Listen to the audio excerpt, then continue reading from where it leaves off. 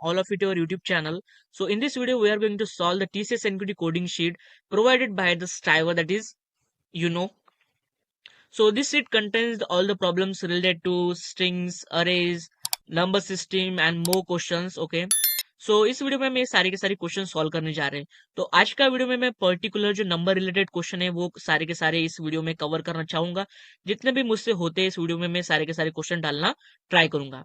तो हमारा पहला क्वेश्चन लाइक जो स्टार्टिंग के क्वेश्चन है वो काफी सिंपल है। तो आप even odd perfect number, Armstrong number, ये आप खुद से कर लीजिए, क्योंकि मैंने प्रैक्टिस कर ली है, काफी इजी है।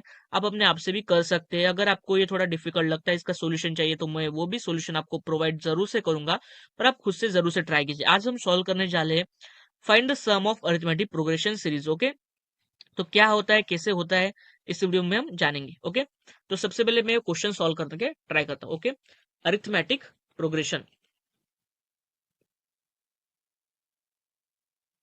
ठीक है। तो यहाँ पर जो स्ट्राइवर ने एग्जांपल दिया है उसके अकॉर्डिंग ही हम इसे सॉल्व करते हैं। ओके, सो हमारे पास ये देखिए, इसका एक एग्जांपल है, डेमो एग्जांपल है।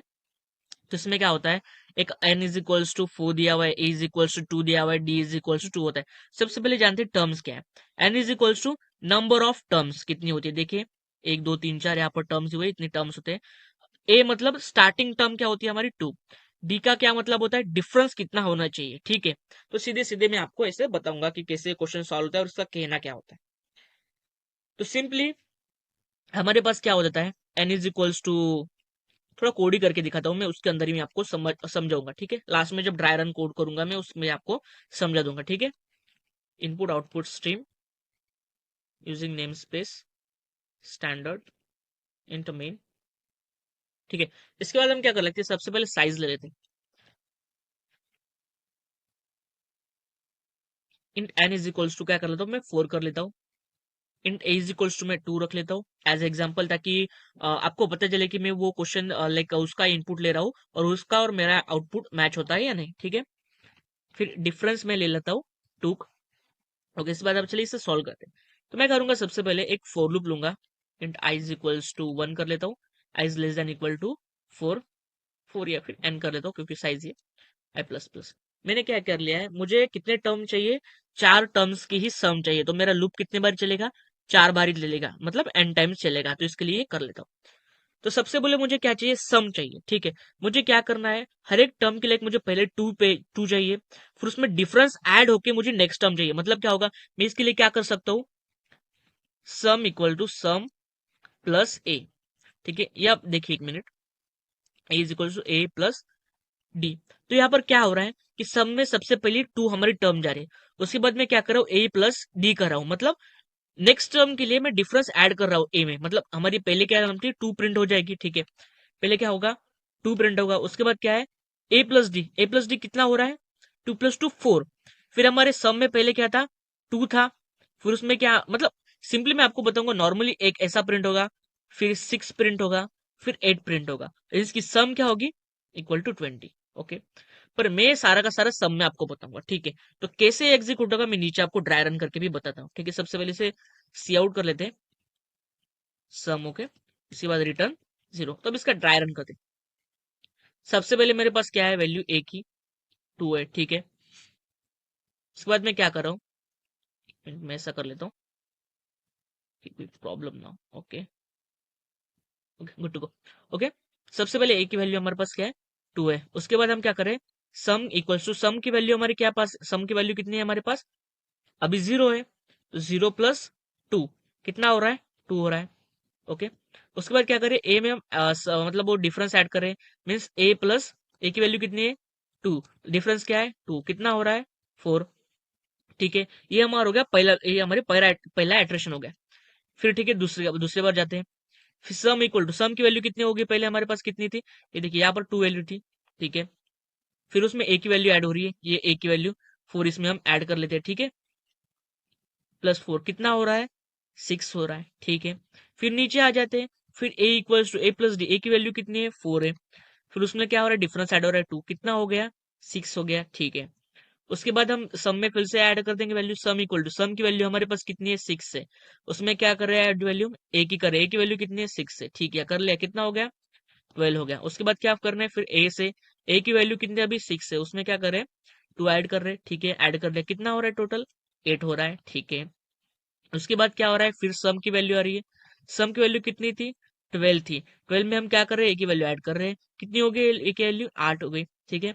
इसका टोटल आउटपुट क्या आता है? मतलब 20 आता है। फिर देखिए हमारे आइट्रेशन कितने हो गए। देखिए सम का ये पहला आइट्रेशन, इस सम का दूसरा आइट्रेशन, इस सम का तीसरा आइट्रेशन और ये सम का चौथा आइट्रेशन। मीन्स हमारे सारे के सारे आइट्रेशन कंप्लीट हो चुके हैं। हमारे सम में 20 वैल्यू ऐड हो चुकी है और यहाँ पर हमारा जो लूप है वो खत्म हो गया। तो देखिए हमारा आउटपुट अभी प्रिंट होता है या नहीं।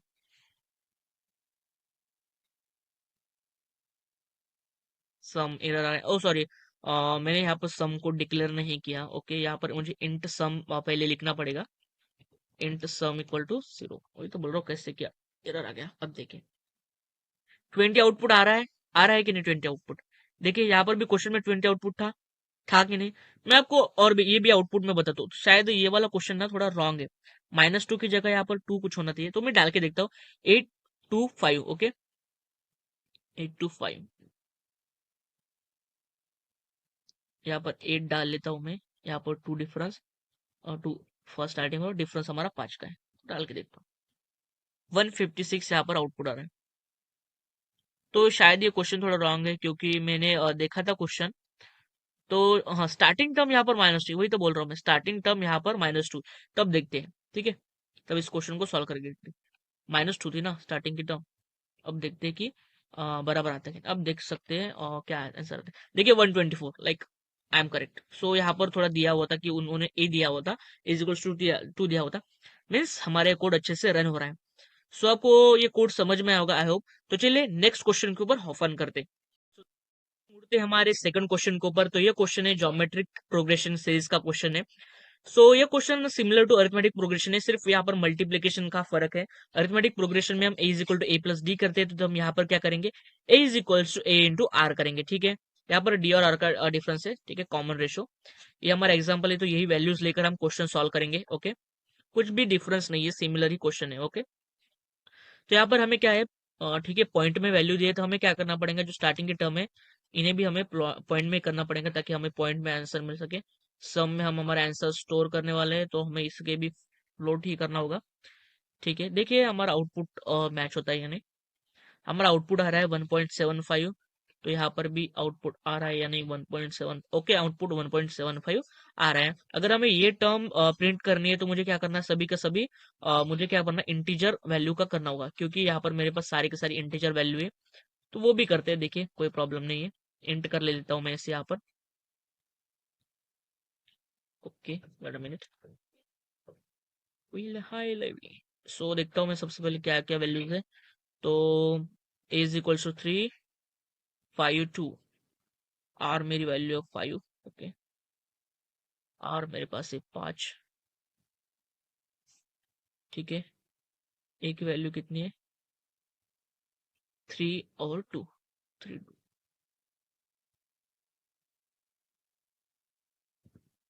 तो चलिए इसका देखते हैं आउटपुट क्या आता है। इसका आउटपुट आ रहा है 18। सो क्या मेरा क्वेश्चन बराबर? ठीक है, मेरा आउटपुट भी बराबर आ रहा है। So this is the second question of geometric progression, okay. So इसका जो एग्जीक्यूशन में है वो भी सिमिलर ही है, as I have discuss in the previous question of arithmetic progression. तो जैसे जैसे उसका एग्जीक्यूशन है, था यहाँ पर सिमिलर एग्जीक्यूशन है, सिर्फ सम प्लस ये हो रही है। फिर यहाँ पर सिर्फ 2 into 2 ऐसा हो रहा है। फिर ये मतलब होती जा रही है, और ए सिर्फ यहाँ पर प्लस की जगह जो ए है ना, इस वैल्यूज में सिर्फ मल्टीप्लीकेशन हो रहा है, बाकी एग्जीक्यूशन सिमिलर है। तो ये होगा हमारा सेकंड क्वेश्चन। मुड़ते हैं हमारे थर्ड क्वेश्चन के ऊपर। सो चलिए दोस्तों सॉल्व करते हैं हमारा थर्ड क्वेश्चन, जो कि लीप ईयर है या नहीं। कोई ईयर हमें दिया जाएगा कि वो लीप ईयर है या नहीं, हमें उसे चेक करना है, ठीक है। यहाँ पर हमें एग्जाम्पल के रूप में एक क्वेश्चन दिया हुआ है 1996। तो ये लीप ईयर है या नहीं हमें चेक कर सकते हैं। कैसे चेक कर सकते हैं? अगर ये डायरेक्टली 400 से डिवाइड हो रहा है, ठीक है, 400 से डिवाइड हो रहा है, हमारे इक्वल टू 0 आ रहा है, तो मतलब ये लीप ईयर है। या फिर ये फोर्स, अगर ये 4 से डिवाइड हो रहा है और हमें इसका मॉड्यूलो 0 मिल रहा है, तो ये एक लीप ईयर है। और उसके बाद अगर हम इसे 100 से डिवाइड कर रहे हैं और ये नहीं हो रहा, तो ये एक लीप ईयर है, यानी कि एक केस है, ओके। तो इसे मैं कोड करके आपको दिखाऊंगा, ताकि एकदम आसानी हो जाए। तो मैं क्या हो, सबसे पहले हम क्या करते हैं, एक ईयर दिया जाएगा हमें, ठीक है, ईयर। तो हम क्या करते हैं, इनपुट ले लेते हैं, ठीक है, ईयर का, ठीक है, जो भी ईयर हम ले लेते हैं इसका इनपुट ले लेते हैं। फिर उसको कंडीशन है, if year mod 400 equal to 0, अगर ऐसा हुआ तो क्या कर देंगे, C out leap year LY कर देंगे, ठीक है। एल्स इफ अगर year mod 4 equal to 0 and year mod 100 not equal to 0, ऐसा रहा तो क्या कर देंगे, सी आउट LY, मतलब लीप ईयर हमारा होगा, else C out not LY, ठीक है, नॉट लीप ईयर कर देंगे, ओके। उसके बाद रिटर्न 0 कर देंगे, ठीक है। तो समझते हैं कैसा हो रहा है। यहाँ पर मैं एग्जांपल लेता हूँ, 1996 का एक एग्जांपल था ना हमारे पास, तो वो ही ले लेता हूँ मैं, ठीक है।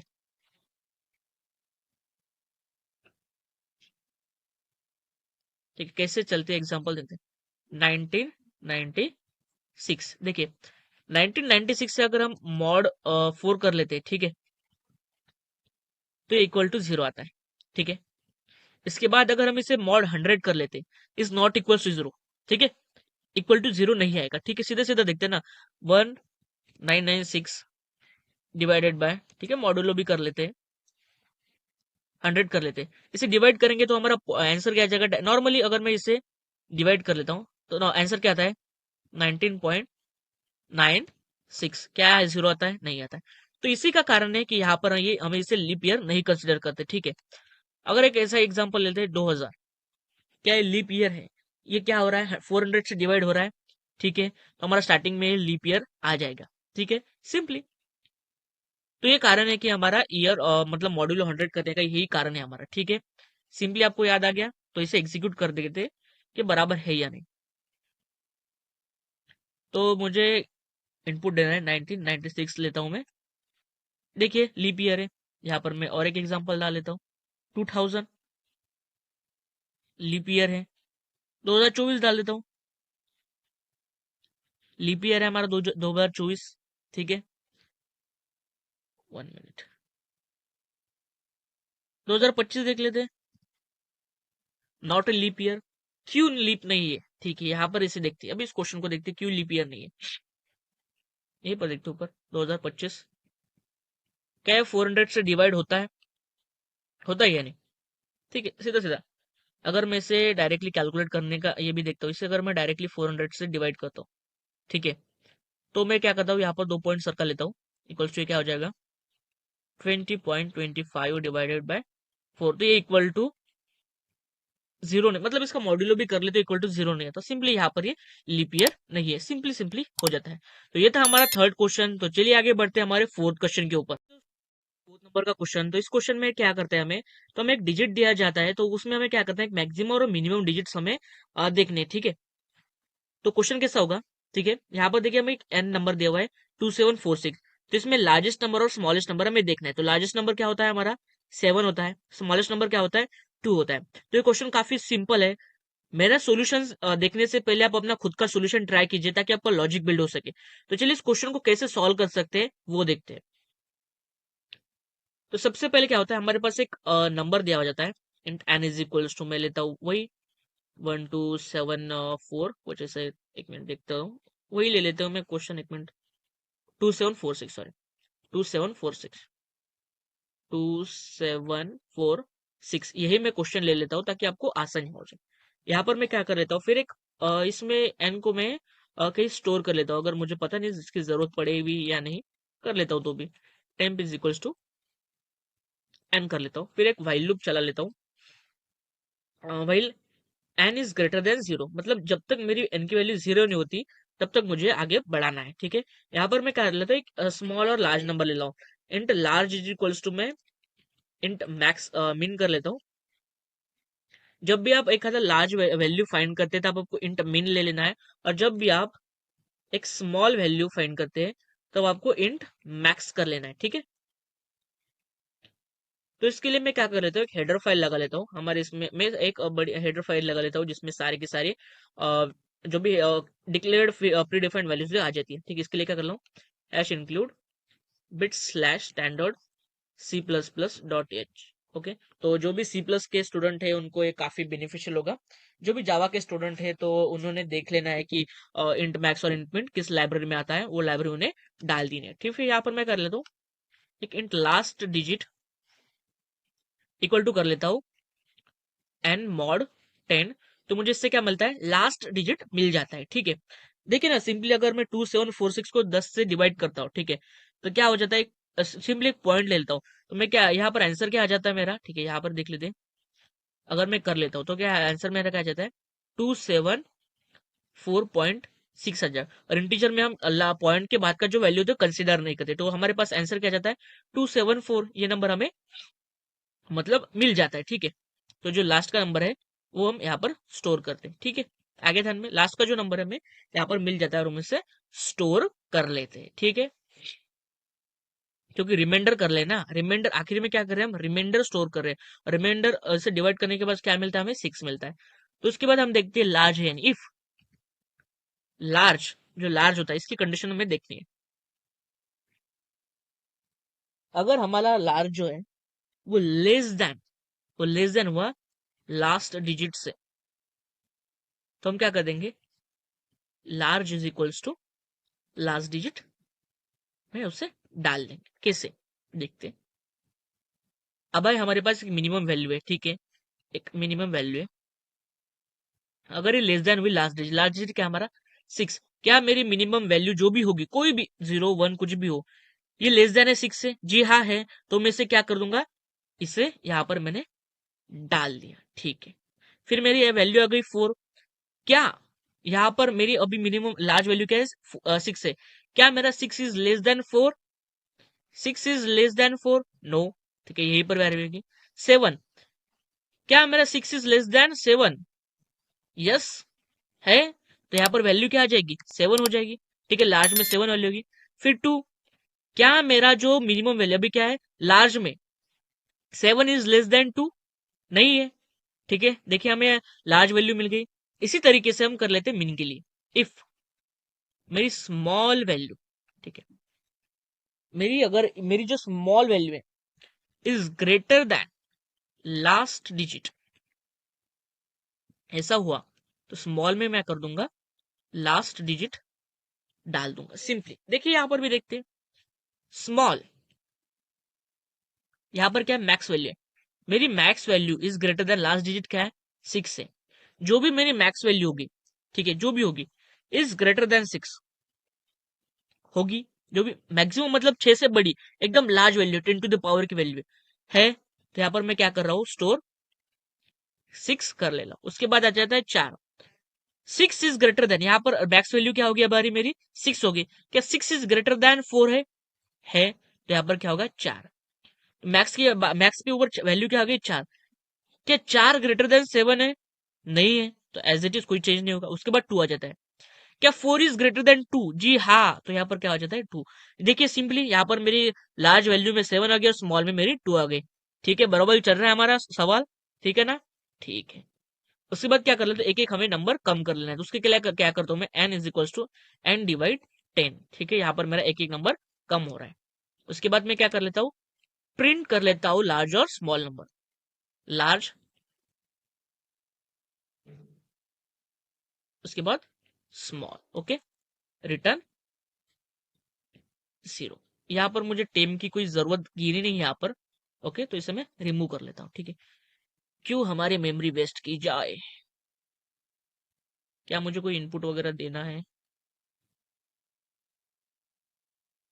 मैक्स, ओके, एक मिनट, कहीं मैंने कुछ लिख, ओ यहाँ पर देखिए मैंने थोड़ा मैक्स यहाँ पर इसे कमेंट आउट कर लेता हूँ ताकि हमें कोई दिक्कत ना हो जी। 7 और 2, देखिए 7 और 2 हमें इसमें लार्ज, पहला हमारा लार्ज नंबर 7 है, स्मॉल नंबर 2 है, हमें कोई और भी नंबर लिख देते यार, ये नंबर डाल लिया। ठीक है, इसमें देख लेते हैं, पहले लार्ज नंबर हो गया हमारा 6, फिर स्मॉल नंबर हो गया 2, और देख लेते हैं, ऐसा कर लेते हैं 0 बीच में डाल लेते हैं, अगर आपको कोई कंफ्यूजन हो तो 7, फिर आता है 3 0, और 9 डाल लेते हैं, 8 डाल लेते हैं, 6 डाल लेते हैं। ठीक है, आपके तसल्ली के लिए लार्ज नंबर सबसे पहले प्रिंट होगा 7, स्मॉल नंबर हो गया हमारा 0। यहाँ पर मैं माइनस भी कर ले लेता हूँ, ठीक है, अगर आपको ऐसा कोई प्रॉब्लम होता है तो। ठीक है, माइनस देखते हैं इसके लिए हमारा क्वेश्चन बराबर पर से होता है या नहीं। 7 और 5 आई थिंक माइनस के लिए नहीं होता है। माइनस के लिए हमें अकॉर्डिंग लाइक, हाँ देखिए यहाँ पर हम क्या करें, नंबर ग्रेटर देन 0 ही देख रहे हैं, तो इसके लिए शायद ये नहीं होगा। तो 0 तक ऐसे जो भी पॉजिटिव नंबर्स है उनके लिए कोड आराम से हो जाता है। ठीक है, देखिए पॉजिटिव नंबर्स के लिए कोड हो जाता है। आप ट्राई भी कर सकते हैं नेगेटिव नंबर्स के लिए कैसे क्वेश्चन को सॉल्व कर सकते हैं। तो खुद से ट्राई कीजिए, अगर आप उस क्वेश्चन को सॉल्व कर पाते हैं तो हमें कमेंट में जरूर बताइए उस क्वेश्चन को कैसे सॉल्व कर सकते हैं, ताकि बाकी लोगों को भी उसकी अप्रोच पता चले। ठीक है, चलिए मुड़ते हैं हमारे 5वें नंबर के क्वेश्चन की तरफ। Forward towards the fifth question, that is a Fibonacci series up to nth number. So we have to print the Fibonacci series. Okay, so this is the given example, that is n is equals to 5, and we have to print the terms like 1 2 3 4 5. Okay, these are the 5 terms output, and 1 2 3 4 5 6. So we have given a 6 term, and because of it is a zero based indexing, that's why we have a 6 terms. So okay, let's understand the what is Fibonacci series. So firstly you have given two numbers like 0 और 1, ऐसे दो number दिए जाते हैं। तो जो next number होता है वो प्रीवियस दो नंबर्स की सम होता है, जैसे कि 0 + 1 1, ठीक है। फिर 1 + 1 2, देखिए आ गया। फिर 2 + 1 3, आगे ध्यान में। 3 + 2 5, देखिए जो थर्ड टर्म होती है, जो भी थर्ड टर्म होती है वो उसके प्रीवियस दो टर्म्स की सम होती है। ओके, समझ में आ गया। तो देखिए चलिए इसे कोड कर लेते हैं ताकि आपको पूरा ध्यान में आ जाए। तो यहाँ पर मैं एन लिख देता हूँ, n is equals to as it is 5 कर लेता हूँ जैसा कि क्वेश्चन में है। ठीक है, इसके बाद मैं क्या कर लेता हूँ, मुझे एक मैं स्टार्टिंग में दो वैल्यूज प्रिंट कर लेता हूँ, ठीक है, 0 और 1। तो मैं सबसे पहले क्या, ए इज इक्वल टू 0 रख लेता हूँ, बी इज इक्वल्स टू 1 कर लेता हूँ। ठीक है, इन दोनों ही वैल्यूज को मैं प्रिंट कर लेता हूँ। ए, फिर थोड़ा स्पेस दे लेता हूँ, बी, उसके बाद और स्पेस दे देता हूँ। ओके, उसके बाद एक मैं फॉर लूप लगाऊंगा, int I is equals to 0, i is less than equals to n-2, क्योंकि मैंने दो टर्म्स पहले ही प्रिंट कर ली थी और मुझे क्या करना है, जीरो बेस्ड इंडेक्सिंग करनी है। तो इसके क्या करूंगा, 0 1 n-2 कितना होता है, 3 हो जाएगा, मतलब 5 - 2 3 हो जाएगा। 0 1 2 3 मीन चार टर्म प्रिंट हो रही है और दो टर्म हमने प्रीवियसली प्रिंट कर लिया। टोटल कितने टर्म हो रहे हैं, 6 टर्म। ओके, आगे ध्यान में। तो सबसे पहले मैं क्या करूंगा, एक नया वेरिएबल डिक्लेयर कर लेता हूँ, C is equal to A plus B. ठीक है, हमने क्या तय किया था, थर्ड जो टर्म होगी उसमें हमारे प्रीवियस दो टर्म्स की सम ऐड करनी है। ठीक है, तो इसे मैं प्रिंट कर लेता हूँ, नहीं थम थम। तो सी यहाँ पर मैंने प्रिंट कर लिया है। ठीक है, उसके बाद मैं यहाँ पर स्पेस भी दे देता हूँ। ओके, सो नाउ अब मुझे क्या करना है, जो मेरी लाइक है, देखिए मेरे पास कितने टर्म थे, पहले 0 था, 1 था, फिर मैंने क्या कर लिया, इन दोनों की सम कर लिया और मुझे सी ये मिल गया। ठीक है, तो अब मैं क्या करूंगा, मेरा पहला टर्म तो हो गया, अब मुझे क्या करना है, जो जो मेरी नई टर्म थी उसे मुझे बी करना है, इस 1 को क्या करना है, मुझे बी करना है और उसकी प्रीवियस को मुझे ए कर देना है। और ये जब मैं करूंगा तो मुझे क्या करना है, नेक्स्ट टर्म मिल जाती है 2। तो कैसे करता हूं मैं, देखिए जो ए था उसको मैंने बी की वैल्यू दी थी। ठीक है, जो बी था ना हमारे पहले केस में, उसे कर लेता हूं, और जो बी था उसे मैंने सी की वैल्यू दी थी। ठीक है, देखिए कैसा होता है, देखिए यहाँ पर भी देखिए कैसे समझते हैं, कैसा हो रहा है। ठीक है, सबसे पहले यहाँ पर हमें ए प्लस बी जब किया 0 और 1 को, तो हमें सी की वैल्यू मिल गई। अब क्या हो रहा है, ए के पास कौन सी वैल्यू जा रही है, ये ए और ये बी है। ठीक है, ए के पास कौन सी वैल्यू जा रही है, 1 जा रहा है। ठीक है, फिर बी के पास कौन सी वैल्यू जा रही है, सी की कौन सी वैल्यू हमें नहीं मिली है ना, सी की वैल्यू ये वाली, तो ये जा रही है इसके पास। ठीक है, फिर ये ऊपर जाएगा इटरेशन, फिर C is equal to A plus B हो जाएगा। तो ए की वैल्यू कितनी है, 1, बी की वैल्यू कितनी है, 1, 1 + 1 क्या होगा, 2, यहाँ पर ये 2 हो जाएगा। फिर आगे बात, इसके बाद क्या हो जाएगा, ये टर्म हो गया। फिर उसके बाद क्या होता है, ए की वैल्यू क्या हो जाती है हमारे पास, सपोज ए की वैल्यू क्या होती है, ये जो हमारी बी की वैल्यू थी इसमें डाली जाती है, फिर ये आ जाएगा। फिर बी में कौन सी वैल्यू थी, ये नहीं, जो सी की वैल्यू हुई है ये यहाँ पर चली गई। ठीक है, ये 2 मिल गया। फिर ये आगे जाएगा, फिर ए प्लस बी क्या होता है, 1 + 2 3 होता है। तो यहाँ पर क्या हो रहा है, 3 प्रिंट हो रहा है। ठीक है।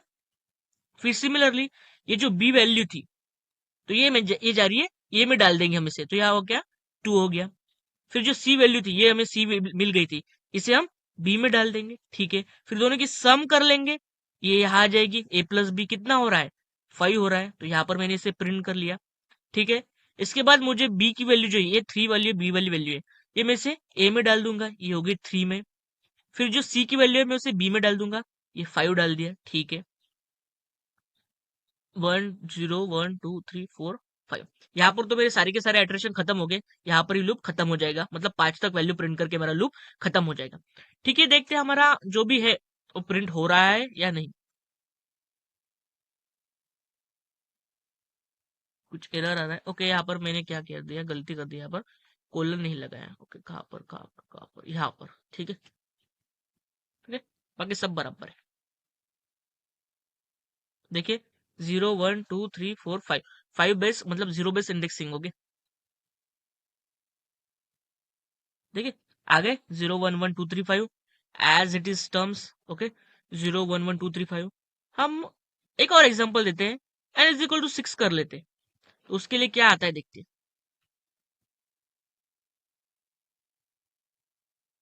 ओके। एक और टर्म ऐड हो जाएगी, 8 आ जाएगा, ठीक है।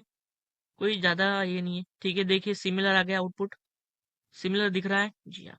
सो ठीक है, यहाँ पर हम इस सीरीज को खत्म करते हैं, ठीक है। बाकी जो क्वेश्चन है वो मैं अगली वीडियोस में लाऊंगा। आप ये क्वेश्चन लाइक मैं आपको बताऊँ, आप कौन से क्वेश्चन खुद से कर सकते हो, काफी इजी है, ठीक है। पैलिंड्रोम नंबर है या नहीं आप खुद से चेक कर सकते हैं, ठीक है, ये काफी इजी है। Find all palindrome numbers in a given range, इस पर मैं वीडियो बताऊंगा, ये थोड़ा सा हार्ड हो सकता है आपके लिए, तो मैं बताऊंगा। उसके बाद क्या है, प्राइम नंबर और नहीं है ये भी बताता हूँ, आप कर सकते हैं। Prime number in a given range वो मैं आपको बताऊंगा। आर्मस्ट्रांग नंबर और नॉट, तो आपको आर्मस्ट्रांग नंबर चेक करना है, कुछ नहीं होता। आर्मस्ट्रांग नंबर क्या होता है, अगर आपके पास 153 ऐसा नंबर दिया है, तो आपको 153 की क्या करनी है, लेंथ काउंट करनी है, कितनी है, 3 है, ठीक है। फिर क्या करना है, हर एक नंबर का मतलब जो काउंट है उसका पावर लेना है, ठीक है। जैसा 153 है ना, तो 1 का क्यूब प्लस 5 का क्यूब प्लस 3 का क्यूब, अगर इन तीनों की सम अगर 153 आती है, वही नंबर मिलता है, तो वो आमसम नंबर है। दूसरा एग्जांपल बता सकते हैं, जैसे 2 2 3 5 हो गया, तो हमारे पास काउंट कितना होगा, 3 होगा। फिर 2 का क्यूब प्लस 3 का क्यूब प्लस 5 का क्यूब, इनसे अगर सम करेंगे हमें तो वही नंबर नहीं मिलता है, तो ये आमसम का नंबर नहीं होगा। तो आप देख सकते हैं सिंपली काफी इजी है। फिर बस परफेक्ट नंबर हो गया, परफेक्ट नंबर का भी आप इस शीट पर आके देख सकते हैं थोड़ा बहुत सोल्यूशन इसका। इवन ऑड काफी इजी है, पॉजिटिव नेगेटिव नंबर काफी easy, sum of n natural number ये भी काफी इजी है। अर्थमेटिक प्रोग्रेशन, ज्योमेट्रिक प्रोग्रेशन मैंने बता दिया। ग्रेटेस्ट ऑफ 2 नंबर्स ये काफी इजी है। ग्रेटेस्ट ऑफ 3 नंबर ये भी काफी इजी है। लीप ईयर और नॉट ये मैंने आपको बताया है। Reverse digit of a number ये आप इजी है, इसका सोल्यूशन कुछ नहीं, मैं आने अगर आपको लगता है तो आने वाली वीडियोस में बताऊंगा, ठीक है। उसके बाद मैक्सिमम एंड मिनिमम डिजिट वो भी हमें बताया। फिबोनाची सीरीज हमने यहाँ पर बता दी है। तो बाकी के क्वेश्चन जो भी है मैं अपने अगले वाले वीडियो में बताऊंगा, ठीक है। सो तब तक के लिए इतना ही। अगर आपको ये वीडियो अच्छा लगा, ये सीरीज अच्छी लगती है, तो आप इस वीडियो को जरूर से लाइक शेयर सब्सक्राइब कीजिए, आपके फ्रेंड्स के साथ जरूर से शेयर कीजिए। तब तक के लिए जय हिंद, वंदे मातरम, बाय बाय।